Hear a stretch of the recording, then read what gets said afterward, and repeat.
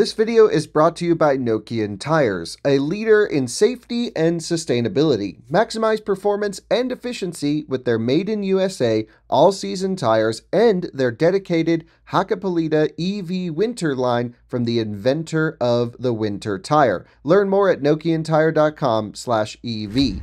This video is also brought to you by Magna, Forward for All.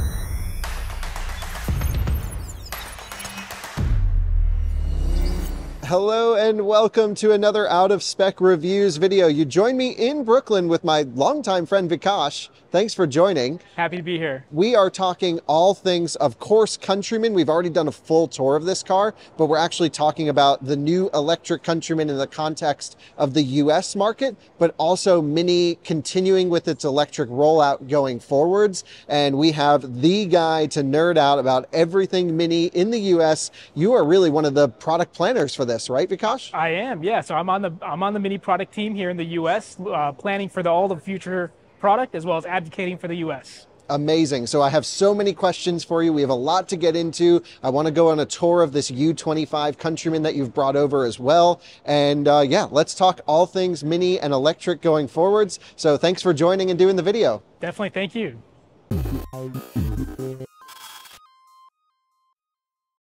All right, so what we have here is the new, this is still a pre-series car, electric Mini Countryman. This is the Mini Countryman E. It's my understanding that this particular variant is not coming to the US. Vikash, tell me a little bit about what we're getting. I think our audience already has seen the car. They understand it roughly, but we saw an S all 4. So can you walk us through roughly how the Countryman's coming to the US? Absolutely. The new Mini Countryman is going to come in 3 different flavors. You'll have the S all 4, the John Cooper Works all 4, and the SE all 4.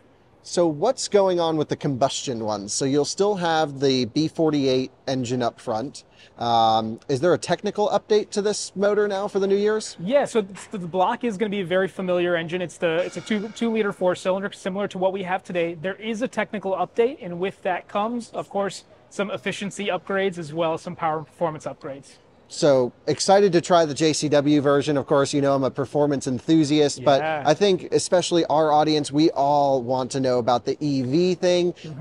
Mini launched with the Mini Cooper SE, the current F56 generation, only 3 years ago, was it? Something like this? 2020. And that was such a cool car because you take, you know, basically the really fun chassis of F56, great styling, high quality vehicle. You put in a relatively small 32 kilowatt hour battery pack, something like that. Right. And, you know, it didn't have big numbers on paper, only 50 kilowatt charging. But when you actually used the car, it could hold that power to like 90% state of charge. And it was actually pretty fun. It was basically an i3 drivetrain in reverse. Yeah. So how did that car come to be, and what is Mini enthusiasts, what have they thought about it, and who's even buying that car? Yeah, I mean, when we look at the F56 BEV and all of the success it's had, you know, I think you already kind of gave us a really good synopsis of what it was and how it came to be. One thing I will say is from inception, it's been incredibly popular, and it's maintained its popularity, and we expect it to through the end of life. What I hope to see is that same popularity move over to the Countryman. Of course, having a BEV in a larger format will, of course, entice more people who might need some more extra space, but also continue to want to drive Mini. So let's talk about Mini electric. Let's look at this Countryman from a styling side. What's the name of this color? This is British Racing Green 4. 4 we're up to now. That's right. Was there ever a 3? 3 is a color we don't talk about. Okay. But I remember BRG2 when that launched. That's right. So this is BRG4. Correct. Looks really nice. Loving it. I think it would be even better with a white roof personally, but I'm a white roof fan on Minis. Yeah. And with Countryman, you can still spec body color, white or black roof, right? Absolutely. So as we see here, we do have the black roof and mirror contrast roof. Like you said, we can have a white roof. That will definitely be the version I'm sure you're going to have. You have body color roof, and there's a new roof finish called Vibrant Silver, which is a silver color in a matte finish. And it's kind of that gold flake in it, if you will. That's, I believe, we filmed the favored trim in Munich, and that car just looked incredible. So coming to this one, this is certainly a more basic look in the Countryman, and it's not even the SE. So this isn't a US spec car, of course. Correct. So actually, can we show everyone this? Can we show them the charge port? Sure. So this was a car that was shipped over. It's still a pre-series car. It has a Type 2 charging port, which the Countryman supports 22 kilowatt AC charging in Europe. For the US, will we have a 48 amp onboard charger? Do you know? I want to say yes. 48 amp charging, yes. Okay, because that was a question I had when I filmed Countryman, was 48 amp onboard charger for the US. Really glad to see that confirmed. The DC charging peak speeds are 130-ish kilowatts. And the battery pack is 65 usable? Roughly 65 usable. Yep, Yeah. so you have 65 kilowatt hours, 130 kilowatt charging. Those numbers aren't huge, Vikash. It really is okay for urban environments, especially if you live in the city, if you go to a DC charger occasionally and charge at home. Why did Mini choose to put in that size battery pack? I know from a technical standpoint, it's the same as the iX1, so it's an easy platform sharing. The Countryman's built on the FAR platform, the FAAR. Do you think that's enough for the US market? What are your customers telling you? What's the idea here? Yeah, it's a really interesting question. So when we look backwards to F56 BEV, we find that most users typically only drive about 70 miles round trip on any given day. So what that means is the F56 BEV with its 114 mile range was more than sufficient for the average user. Now, when we move to the Countryman with, of course, a larger battery pack and increased capabilities, we fully expect it to be more than acceptable for most users. Okay, great. And obviously, for people who do huge distance, you'll still have the combustion ones. Absolutely. That people need to, go. And there's a large group of Mini drivers that do huge miles. Like Yes. Mini Takes the States is a big event. We know these cross-country drivers, and Yeah. you will be able to take this cross-country, but this is really meant to be the daily driver, the commuting device, the occasional top-up if you're going to a small road trip somewhere. You can do this, but it's not going to be like an i7 where you're putting 500-600 miles down in a day. You know what I mean? Sure. Yeah, and depending on where you live, where you are in this country, this is a vast country, and there are places that have vast charging networks available to you, and there are places that don't. The beauty here is, like I mentioned before, for the average user on a day-to-day basis, it's more than enough car. If you do want to take a road trip, for most people that live especially on the coasts, you should have enough charging infrastructure to get to where you need to go. But like you mentioned as well, Kyle, is if you are either nervous about the range or you're expecting to drive long distances, there is an ICE Countryman available to you too. Yep, totally agree. Let's show everyone inside, because I think that's Absolutely. actually the best part of Countryman. Vikash, here we are inside the Countryman now, and I encourage our viewers to go on the full tour video that we've done. We've shown the entire UI, really impressive. The big things that every car needs to have, of course, are really good EV route planning, which this will have. Yes. And I tested it. I went from Munich, and I think I put in Hamburg, and in 10 seconds it figured it out, told me where to stop. It was awesome.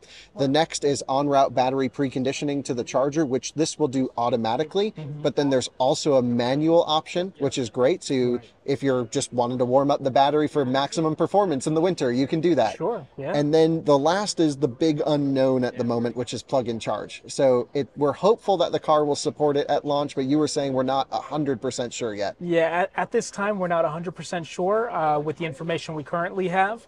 But of course, once we're ready to make an announcement on that, we surely would. Cool, and let us know as soon as you know, and we can share that with our audience. But just the trim in here, certainly everything in black, but this is that new material. What is it called? It is called Veskin. Veskin, and it is so high quality. It's leather-free. The entire car is leather-free. It is. And you have, remember the old Mini Yours steering wheel, with the Rolls-Royce leather? Yes. I would say this wheel feels almost as good as that, and Yeah. it's completely leather-free. I would challenge anybody to touch this material and tell me, without knowing ahead of time whether it is leather or not. I'm certain everyone will believe this is leather. Totally it is a agree. very, like you said, premium feeling material. I think they've nailed it here. And it's way better than some of the BMW Sensatech stuff that always had this really hard grain to it. That's right. This is smooth grain, feels silky. It's really cool. You have really nice details in the seat, this perforated pattern. This is a inexpensive way to do a seat, right? Such high content in this vehicle. Absolutely. So we don't know pricing for the US market yet, but do you think that the interior is going to be, really nice for the price? Is that the idea here? Well, if it puts anything into perspective for you, the car that we're currently sitting in is the classic styling package, which is the entry level styling package. That is pretty amazing because if just our viewers to take a look, you have certainly not leather on the sides here. What is this material? Some sort of fabric on the side? Yeah, running down the bolsters around the shoulder and even down by your leg on the seat bottom is a textile material to help accent that vest skin and offset it. And actually, I think it's great. I didn't realize you got the vest skin on the base trim. Dude, you have the contrast stitching in here, really cool seat patterns. This is not an inexpensive interior at all. You also have these really nice vertical slat on the air vents with, is this similar to like that silver trim you were talking about? Yeah, so you'll notice throughout the car, interior and exterior, there is no chrome. We're 100% chrome free. We're using now a color called Vibrant Silver as our accent color, and it's this matted, similar kind of like a champagne finish that you'll find on the air vents, the logos on the outside of the car. As we mentioned, that roof color is also available in that same finish, and even the door handles and the speaker covers. Yeah, the whole car feels amazing. And what I think was nice that BMW did, now in the US, we don't get the iX1, but of course we have a large European audience. And so I think for a lot of our viewers, it's going to be, do you go iX1 or do you go Countryman electric?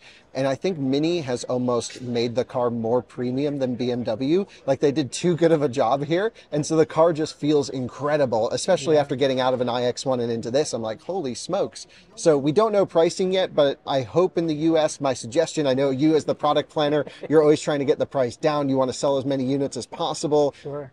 The price has to be awesome here. So I'm Yeah. hoping it is. Any insights? We are constantly advocating for U.S. buyers. Naturally, we want to offer the best product at the best price for anyone interested in a Mini and those that aren't. I can tell you, once we are able to announce pricing, I think everybody will be pleasantly surprised. Amazing. So the car that we're sitting in now is the Mini Countryman E. We are not getting the front wheel drive E. We are only getting the SE All-4, which is a dual motor unit. Same battery pack, just with an extra motor, way more power. Why are we not getting the base car in the US? Genuinely speaking, it's all about take rate and demand. I mean, we're looking at past historical sales data for Countryman. And there's always been more of an opportunity with the all-4 variants, considering most of this country requires all-4 at some point throughout the year. And basically, when it comes to power and performance, it's a great performing car at not too much more cost. That's awesome. And also not too much of a range hit. Exactly. Because the motors are induction, you really don't lose much by having two of them. That's and correct. so, there's really no reason not to get the SL4, especially if you really can only bring in a certain amount to our country and everything like that. So just make them nice. And it sounds like you guys are doing that. So for the US cars, what do you think is going to be the take rate? What are people going to get? Obviously, you have to plan all these things ahead of time. Yeah. So what's going to be the popular trim, and what do you think, what are people going to do? Yeah, and so, between the available trims and styling packages, I think we have a car for just about everybody. If history tells us anything, the S and the SE will be very popular. Of course, JCW, for those that are truly performance-oriented buyers and drivers, JCW is always going to be available to them. Yeah, I mean, overall, I think we're expecting a good success in all of the variants that we are bringing to the U.S. Amazing. Can't wait to see them here, of course, and drive them. I want to show everyone the back seat and talk just generally about the size of Countryman a little bit. We've already gone on a full tour of all of this, so please check that out in another video because it's just epic how amazing everything works together. But if we look into the back of this car, Vikash may know a little bit more than I do. Back seat room is so impressive in this car, first of all. And how different is it going to be between the combustion Countryman and the electric? Is it the exact same floor pan, or is there going to be a bigger hump in the combustion? What's up with that? Well, I like to give you good news. There's no difference. Oh, epic. Yeah. Cool. So we're going to have the exact same interior volume that we see here in this car as we would on the ICE variants, whether it's two-wheel drive, all-wheel drive, JCW, S, or anything else in between. So you really have the choice of powertrain when you come through. And my recommendation is for most people, the electric one's going to be perfect. I will tell you, candidly speaking, when it's time for me to order my next Countryman, I'm gonna choose the SC. Yeah, why not? You got charging at work, hopefully. You get charging at home. You go everywhere you want. And then, for the occasional trip, 130 kilowatt charging isn't terrible. The one thing we don't know yet, though, is the curve, because that could make or break the charging performance. If it sits flat to 70% or so, 130 kilowatts is acceptable. Sure. If it falls off a cliff at 20%, unlikely that it's good. However, we do have the iX1 to base off of, and that has a really good charging curve. So we're not sure how much of that will transfer to our market, I don't think, right? But we hope it's good. We don't have official testing as of yet for the Mini Countryman. However, as you mentioned, if we compare to the iX1, if we compare to F56 BEV or any other BMW Group BEV product, we can see that it's more than likely going to be pretty impressive. Very cool. Looking forward to that. Let's show everyone the trunk space of this one now. And I have to ask why, like, in R60 as an example, in the older Countryman, you could use the Mini logo to open the trunk. Yeah, you could. What's up with that? Why don't we have the cool Mini logo trunk opening? Well, I think more people are familiar with the placement of a handle like this versus the one that was in the boot logo. But nonetheless, it is still a nice feeling boot opener. No longer do you open the trunk with the Mini badge, and you have a power trunk as well. You can just hit this button right back here to activate it. So this is your trunk open. Then you have literal BMW buttons to close it and lock the car when it's closing. And here we go, looking inside of the boot. It's a Mini, so we can't call it a trunk. So it is a boot, and I'm also noticing, before we get into this, the taillights have this Union Jack effect. We were discussing this, actually, I think it was the current generation Countryman. The Union Jack has like an arrow pointing in the wrong way. Have you noticed that? I've noticed that. I've seen many comments online about that as well. So that's fixed now.